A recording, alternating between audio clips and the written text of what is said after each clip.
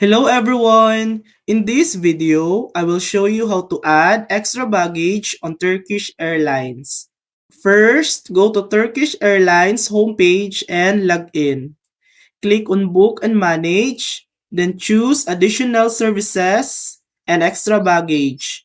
Review baggage options, dimensions, and weight limits. Select either extra baggage or overweight baggage. Enter your ticket number or reservation code and your last name. Click Search to find your flight.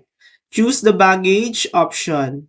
Review the cost, then pay using your original payment method. Make sure to check in early if you plan to check the bag at the airport. And that's it.